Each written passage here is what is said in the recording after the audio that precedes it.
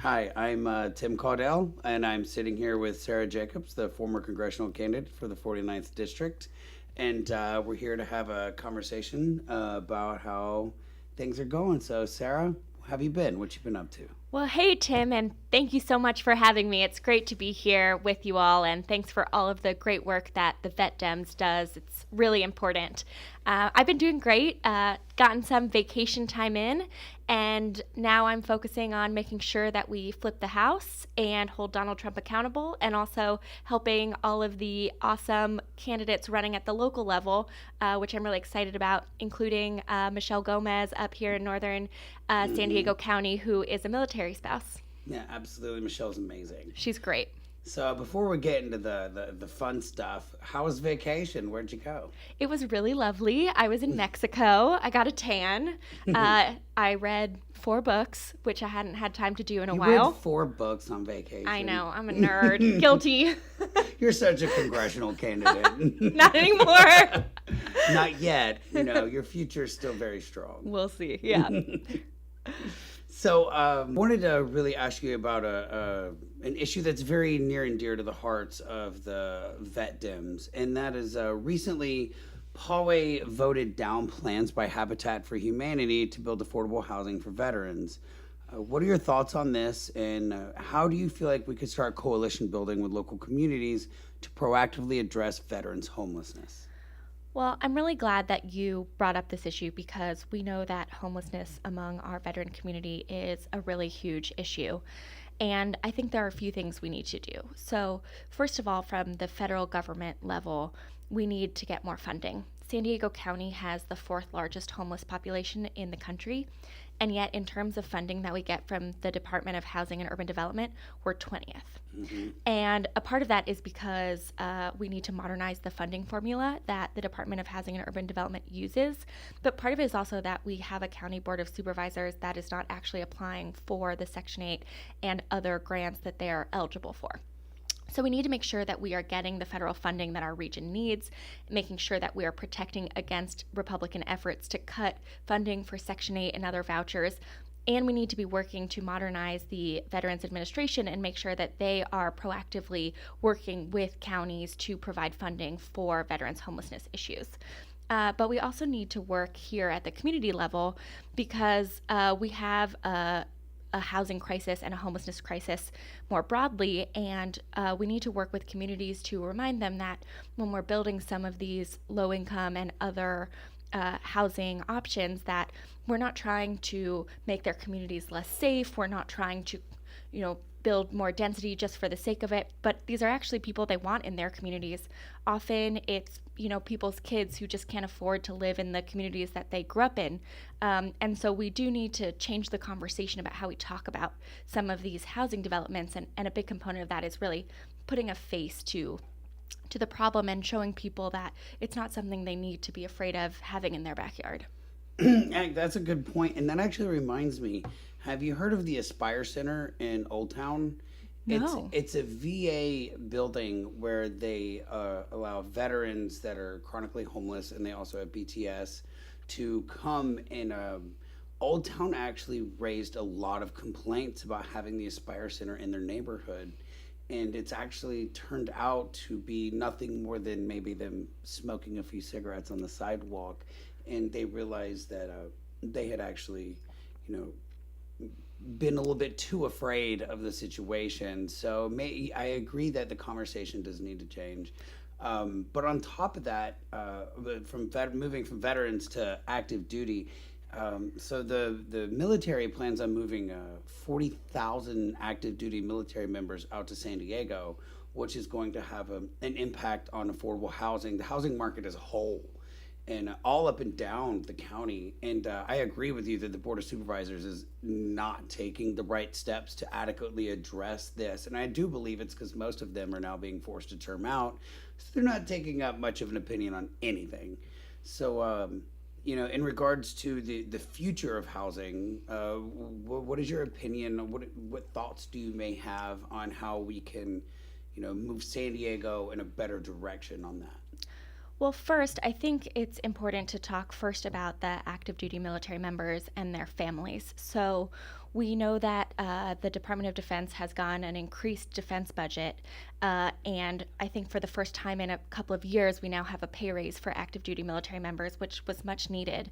But we have to realize that many active duty military members find the cost of living in San Diego to be unaffordable. So the San Diego County Food Bank serves around 35,000 military families every month, mostly because they can't afford food when all of their money is going to housing. Mm-hmm. And so this is a really big issue that it can't just be on San Diego County to deal with, but we also need the Department of Defense to realize that they need to provide better salaries and better funding and better care to the active duty military members and their families. So I think that's a really important component of this. In terms of what San Diego County can do, obviously we need to build more housing. I think we know that shortage is one of the main issues, but we also need to look at some of the other services that we know our military families and veterans need to make sure that we break the cycle before they become homeless. And that includes increasing our ability for the Veterans Healthcare Administration to provide adequate mental health capacity, making sure that we are treating PTS, including PTS from military sexual assault, which right now is not treated in the same way as other forms of PTS are. And we need to make sure that we are working to modernize the Veterans Healthcare Administration so that people are getting the services that they need. Absolutely. And I want to just mention one time what you said, it struck a tone with me because I remember when I was working for Congressman Scott Peters as a staffer, and I went with my colleague Sara Jacobs to Feeding America, and we went to a food kitchen at the USO, and I was very excited to go, but when I got there I was devastated to see that half the people there were in uniform. Yeah. They were in uniform there at a food kitchen to get food to feed their families. Yeah. And I had no idea, but I remember my term in the service, and I remember I was living right off of Camp Pendleton, right up here to where Carlsbad Public Library, and I was just a few miles away, right off Douglas Street, and I remember the apartment I lived in was below like what standard should be an apartment, and they demanded all of my BAH, and because they knew exactly how much we were getting for BAH. Exactly. So they would charge just under that limit, and I was 23. I didn't know any better. I thought this was a great deal, and I remember that started to spin me into poverty because them demanding that much of my salary still left me very little to help take care of myself and the other expenses that come with living off base. Mm-hmm. So yeah, that's absolutely correct. So I want to move on to another topic. Yeah. You did very well in the primaries with the communities in North San Diego County. I want to ask you that, in your opinion, why did you do better than others in this area? What was your tactic that allowed you to excel there? So I find that communities like our veterans and military families that tend to be highly politically salient are very used to politicians coming and talking to them about what they're going to do for them and then leaving. And I found that what was more important was listening. And so I would sit down and listen to military spouses and listen to veterans and listen to active duty service members. And what I found was, in fact, some of the things that we talk about at a broad level were affecting them personally, but in many cases, the issues that they care about and the ones that they're facing on a day-to-day basis are very similar to the ones that the rest of our community faces, just often more acutely. So when I would talk to military spouses, I would often hear that their biggest source of strain and concern, and one of the reasons that many of them couldn't find jobs, is because the cost of childcare was too high and there wasn't enough subsidized childcare on and near the base. Now, childcare is something that I heard from women across the district, whether or not they were part of a military family. And so, that was really interesting to me to hear that. Or talking to military spouses about the quality of their child's education. And in many cases, the fact that they had to transfer between bases on a calendar year instead of a school year, and so they were having to pull their kids out mid-school year. Women are the fastest growing segment of our veterans community here in San Diego County, and yet we don't have anything close to adequate women's reproductive health care in our VHA system here in San Diego County. And so I think it was really just that they wanted to be listened to, they wanted to be heard, and they wanted us to talk about the issues that were really affecting them day to day, much like the rest of our community. They're not a separate group, they're part of our broader fabric of our North County community. Yeah, and speak a little off the cuff, active duty on base on Camp Pendleton. Camp Pendleton is its enclosed little county. And I remember the hospital there, and they just recently got a brand new hospital, Yep. one of the largest hospitals in the military, who I want to say Daryl Issa voted against that project, which probably would have lost a lot of money in, still voted against it. Glad he's gone. Part of the military culture is to bring in young men and women, and they kind of not overtly but float the fact that you'll get paid a lot more if you get married and have kids. And getting married and have kids, it kind of it locks you into a lifelong military career because it works. So it's kind of I'm a male, so I've never had to look into reproductive rights. But some of these women, given the fact that it's part of the allure of staying in the military, of getting married and having kids, what were some of the shortcomings on the reproductive rights that you were hearing? So in federal law, we have something which is called the Hyde Amendment, which means that federal funding cannot go to providing abortions. So for military spouses, for female armed service members, they are only allowed to access abortion services in the case of rape. And so for many women, here in San Diego, it's a little bit easier because there are alternative options. But in many places, the military hospital is the only healthcare option that they have, and they're actually not afforded their full reproductive rights because of this amendment in federal law. Wow, I never knew that. So if a dependent or an active duty, is it just dependents or also active duty military that aren't afforded the access to abortions? So it's it's based on the provider. So if you're going to a military hospital that's entirely funded by federal funding, which all on-base hospitals are, then that funding cannot go to providing abortion except in the case of rape. So you can go to an alternative healthcare provider, but it costs you more money. In some cases, if you're, for instance, stationed in Iraq, there isn't an alternative option for care, and so it really hampers, readiness. Yeah. Wow. As I'm a male, and I've never had to. I'm very sympathetic to this. I've never actually had a conversation about this. So if an active duty woman got pregnant, we're all human, while in country, whatever country that is, because just because you're in Iraq doesn't mean you're in country. You could be deployed dozens of other places around the world that are not combat zones. Right. So none of them are allowed to. They pretty much don't have a choice but to, go to at least partial term. That's serious, and that does impact readiness. Yeah, and we also see it a lot in how not just in the healthcare area, but we know that military spouses have a much higher unemployment rate than the general population, and a lot of reasons it's because a lot of military spouses work in areas like teaching or real estate or nursing, which requires state level credentialing, and because they have to move so frequently, they have to get recredentialed every new state that they go to, and so oftentimes it's less expensive to just stay home and watch kids, given how expensive and time consuming both credentialing in and childcare can be. And so it's just very clear that our services for active duty members are not really in line with what 21st century families really look like anymore. And The thing is, I was speaking earlier about the allure of being in the military. Some of these people, or some of us, like I came in when I was 21. Some come in when they're 18.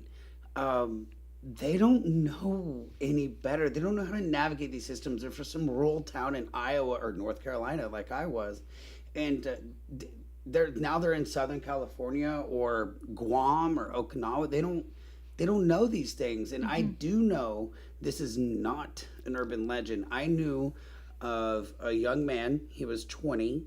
He got married to his high school girlfriend, who he moved out to Camp Pendleton.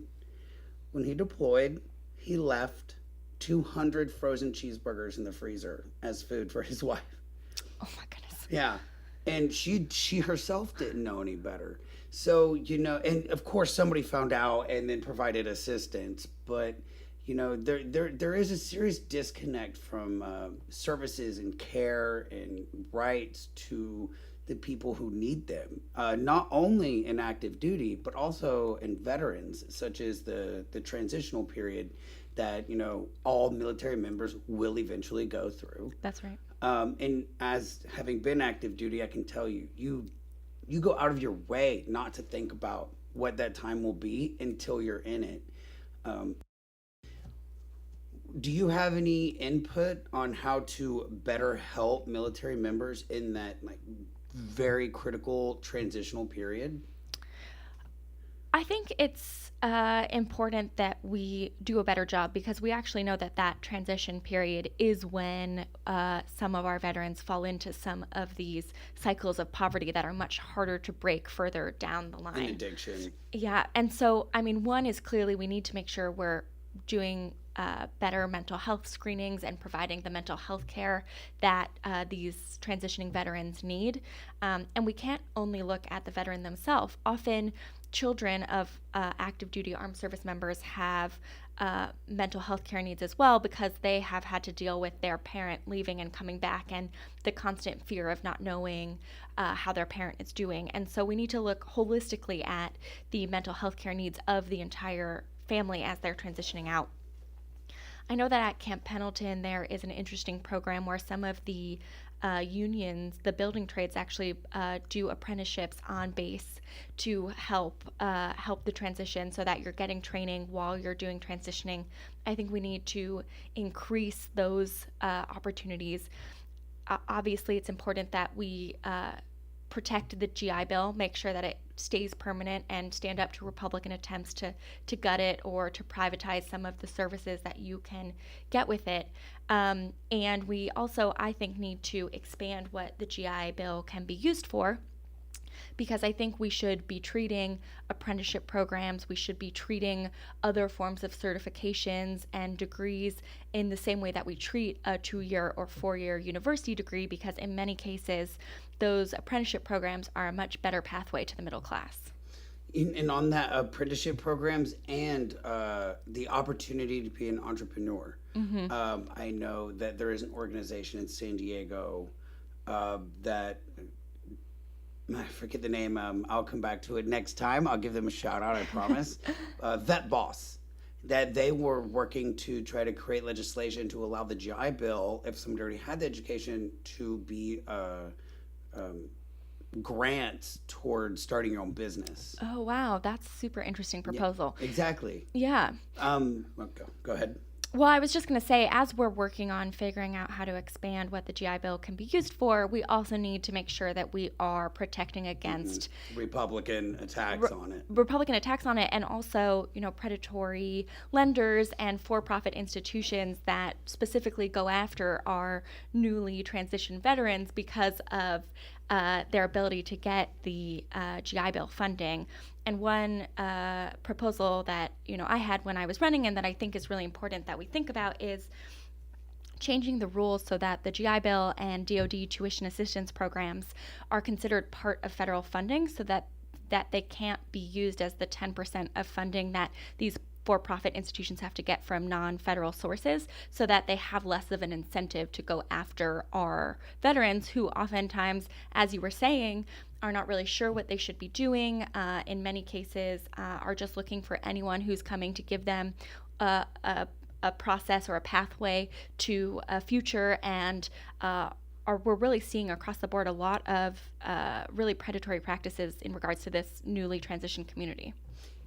I'm very glad you brought that up, because one issue that is near and dear to me is the predatory practice of going after veterans solely to get their GI Bill, knowing that they have nothing to give back in return.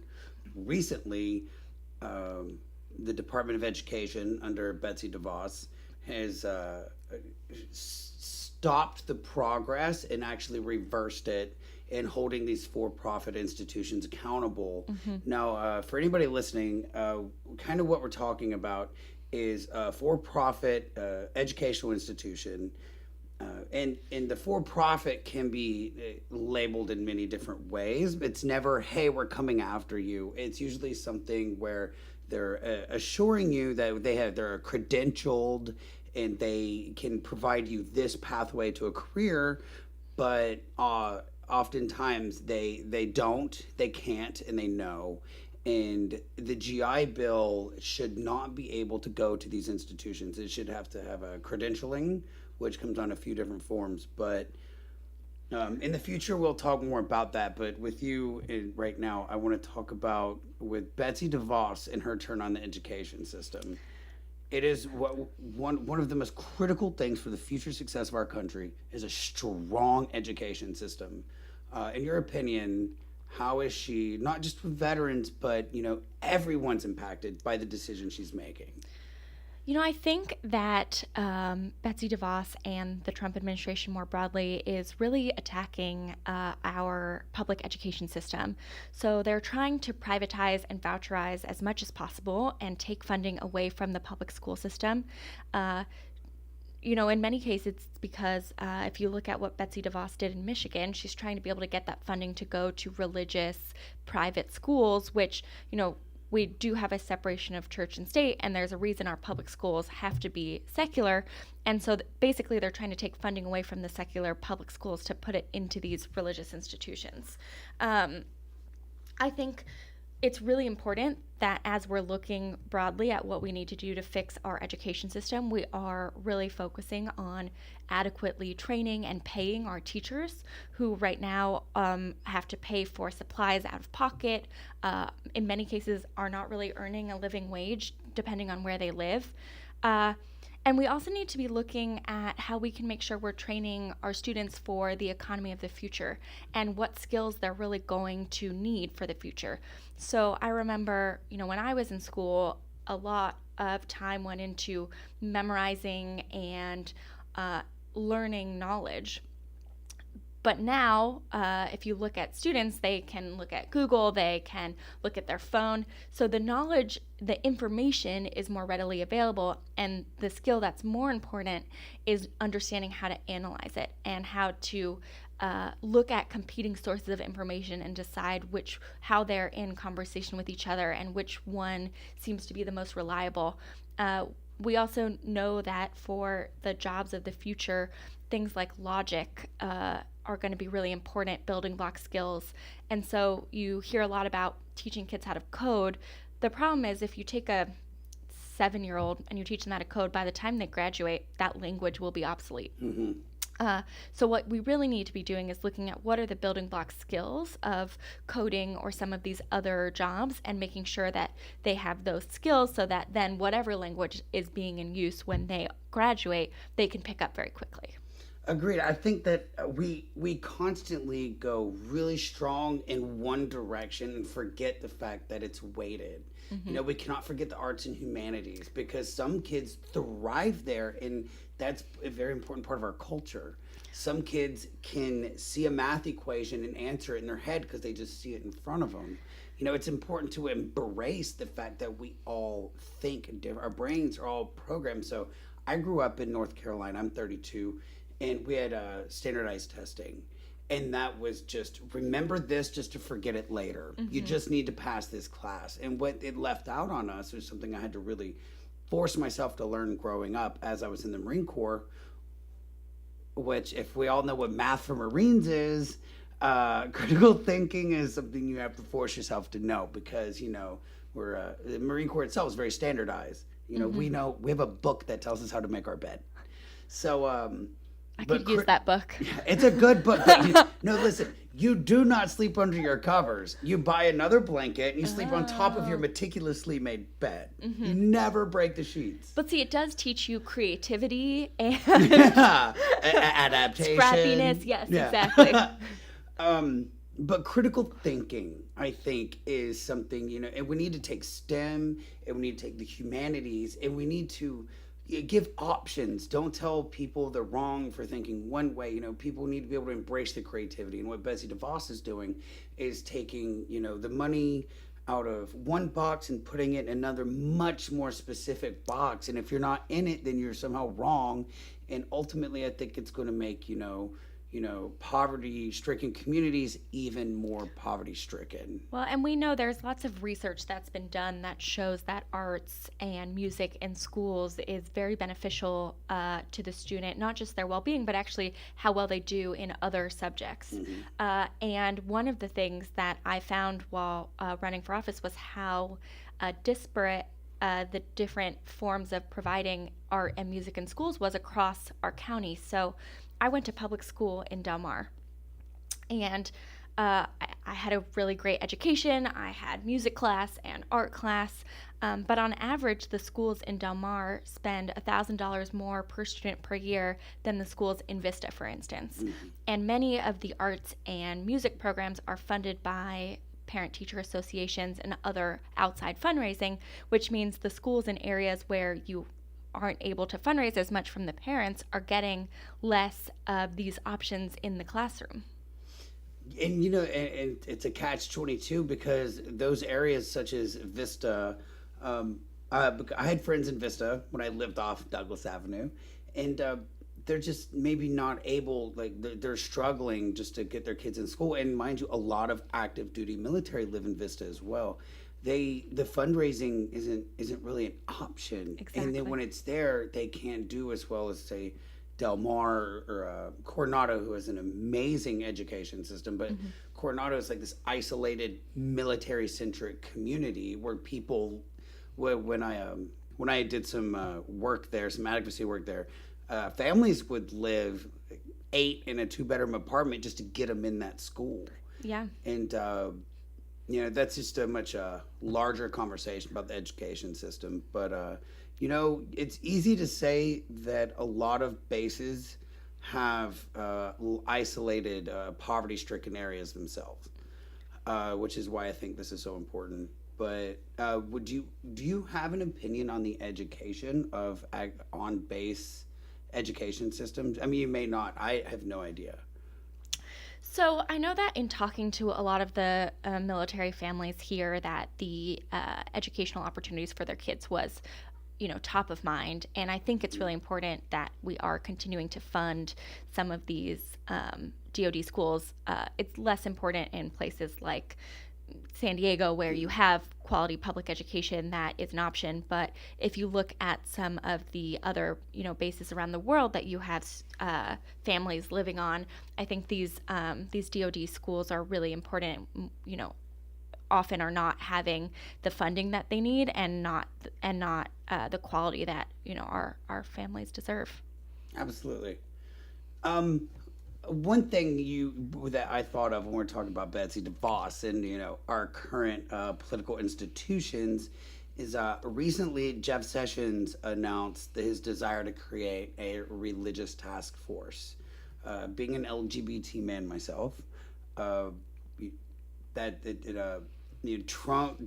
President Trump's, you know, lack of addressing the LGBT community at all, while standing on it as a promise on his campaign trail. I'm not going to lie, having him replace the second Supreme Court justice has me terrified. Everything that we fought for could be rolled back like that, and I remember the day I woke up and DOMA was repealed. It was my birthday. It was June 26th, the last day of the Supreme Court judicial calendar. That was one of the best days of my life. I've never seen the sun shine so bright. Yeah. And when Justice Kennedy announced his resignation, I felt that I was scared again. Not before we were fighting and moving forward. Now I feel like it all could be taken away. What's your opinion when it comes to, Don't Ask, Don't Tell being repealed, DOMA being repealed, LGBT freedom, because Yeah. we're just like everybody else. Yeah. And it's overwhelmingly the popular opinion for LGBT rights in this country, like upwards of 70%. What is your opinion on the future of the LGBT community and in Jeff Sessions' religious task force agenda? Well, this issue is deeply personal to me. My youngest sibling is a trans male, and my middle sibling is genderqueer and gender nonconforming. And so, I actually remember when President Trump tweeted his ban on transgender troops serving in the military. It was actually one of the things that pushed me into running for Congress because I'd had this conversation with my youngest sibling right after Trump got elected, where he called me and he was shaking and was so scared. And I tried to comfort him like any older sibling would do, and I was like, don't worry, you'll be fine, I'll protect you. And he was like, I'm not actually worried about me, like I'm from Southern California, I have a great liberal, open-minded family. I'm worried about all the people like me who don't live in Southern California and who are hearing very concretely from the person who's leading their country, but also all of the people who voted for him, that their existence is not even accepted, that they don't get to exist as human in this country. And that hit me really hard, and it's something I think about a lot because, I think every child should believe that their existence is valued and that they are an important member of our country. So, I think the Religious Liberty Task Force is really problematic, not only because of what it will do to our LGBTQ plus community, but also because it's very clear that it's not for all religions. Yeah, exactly. And we see very different ways that they are treating religious freedom as it relates to Christianity versus religious freedom as it relates to Islam, for instance. I myself am a religious minority. I'm Jewish, and so, to me, religious freedom is very important, but you can't use it as a way to mitigate other people's rights. I am very worried about the Supreme Court. One thing that I think should give us all at least some sense of optimism, at least as it relates to LGBTQ plus rights, is that the way the decision in the Obergefell case was written, which is the case that granted marriage equality across the country, it is much more concretely stated than, for instance, the language in the decision on Roe v. Wade. And so many of the scholars that I talk to feel like the marriage equality is a much more safe from being overturned just because of the way the decision itself was written. And if you look at some of the cases that are moving up the appellate system and seeing what will come to the Supreme Court, there doesn't seem to be one soon on marriage equality, although that obviously could change. But I do think it's somewhat safer than Roe v. Wade, although obviously nothing is really safe. I worked at the State Department, and one of the teams I worked really closely with was our team on international religious freedom. And we did a lot of work around the world in protecting religious minorities, and now we have someone appointed to that who is avowedly against LGBTQ plus rights, and that is, it's really problematic. I was actually at the State Department working on African policy when Uganda and a few of the other countries passed their laws that made it criminal to be gay with punishment by the death penalty. Mm-hmm. And the State Department worked really hard to get some of these laws overturned in these countries. We used the full pressure of the United States to protect LGBTQ plus folks around the world, and now we know that this office will not be doing that under this leadership, and that's really problematic, not only for our community here, but really for the rights of people around the world. Absolutely. So, moving towards the end, I want to ask you, Sarah, what is any advice you may have for locals feeling like they might want to run for office in the future? That's a really great question. And one of the things I've found is that, since the end of the campaign, I've had so many people come up to me to ask about advice or thinking about running for office. But most of the people who come and talk to me about it have a very similar profile. And I think that for many of us, it's hard to see ourselves as public figures. It's hard to see ourselves as leaders, especially for women. You always feel like there's someone else who knows more than you or might be more qualified than you. And so my advice is really, if you think that you can add something to the conversation, if you think that there is something that's being missed or not talked about, then you should run, because there will always be someone more qualified. There will always be someone who has more experience. There will always be someone who, ostensibly better fits the profile.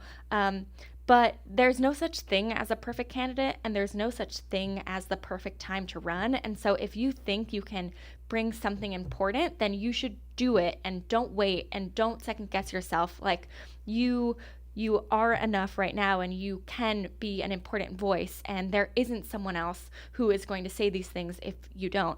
And I think what we saw around San Diego County this past election cycle is that people really are looking for something different. They're tired of the same politicians who come with the same ideas, who oftentimes will come and give them the talking points and then go to their office and never really implement on it. Mm-hmm. And so there is an appetite for a new generation and for leaders who look different and sound different. And it's important for all of us who don't quite fit the traditional profile to really think about what role we can play, and not just let it be for the people who have been told from day of birth that they are the ones that are the answers to all of our problems. Absolutely. And like you said, you can run if you feel like you can change the conversation. You might not win, but you win by putting your opinion out there. That's exactly right. By saying the things no one else is saying. You force everybody else to move towards what you feel that got you there in the first place. That's exactly right. So yeah. So just to wrap it up, I really want to thank you for coming and sitting down with us in our inaugural podcast. Of course. Thank you so much for having me. This was a lot of fun. This was fun. So finally, what's your future looking like? What's next for you? Well, that's a great question, and I wish I had a more concrete answer for you. Right now, I'm really focused on helping these congressional races in California that could hopefully help us flip the House of Representatives, supporting candidates across the county who are non-traditional, who are women, young people, people of color, other underrepresented groups, and really talking to young people and other low propensity voters and reminding them the importance of this election and the importance of voting. Another issue I'm really passionate about right now is that one of the things I learned while running for office was that we actually have a very high rate of childhood poverty in our county. So, we were talking about Vista before. They actually have a rate of about 33% of children living under the poverty line in Vista. And so I'm going to be working on trying to focus some efforts around alleviating some of that childhood poverty, because for every $1 that we spend working on ending childhood poverty now, we actually save the taxpayer $7 in the economic costs of poverty later on. And so it's something that is really near and dear to my heart, both from a moral standpoint, but also because I think it's important in terms of the future of the fiscal health of our country. Well, thank you. And I just want to say, it is so important for the people who have the fortitude to step up and put themselves in the public light to continue to fight for those things. And I want to thank you for continuing to fight for not just the veterans and LGBT community, but all the communities here in San Diego and across the nation. Well, it's an honor to do so. And thanks so much for everything you all do and for being an important voice for our veterans here in the county. And we look forward to having you back soon. Happy to.